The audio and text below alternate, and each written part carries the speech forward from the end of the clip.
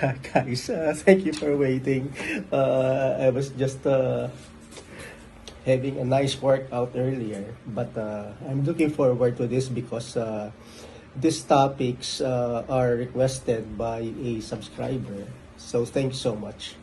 But before we start, I'd like to show three books. The first one is Outliers by Malcolm Gladwell.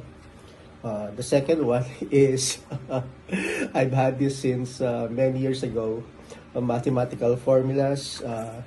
It still helps me even during this age of AI. And of course, this finance book. I really love this, guys. As a leader, you need to be able to talk in terms of finances, right? So this is particularly done, this conversation that we will be having for people who are in the BPO industry. And I'd like to start with some tips. Me having been in the BPO industry for 24 years. And for those who are starting, those who want to go up the corporate ladder, it's really very important, guys, that you are flexible, you are open to changes, especially changes on technology.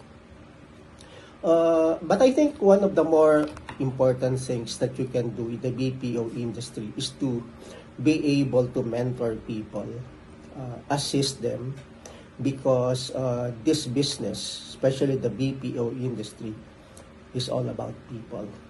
While we do have now AI or something beyond AI,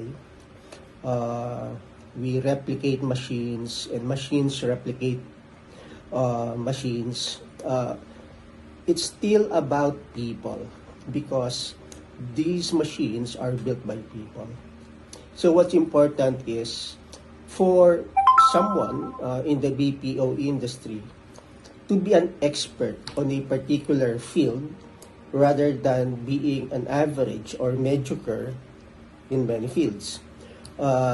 In being an expert to a particular field, you improve your value, you improve your chances really to move up the corporate ladder. So let's reflect on that and for a few seconds while I'll get something. All right, guys, I'll be back in a few.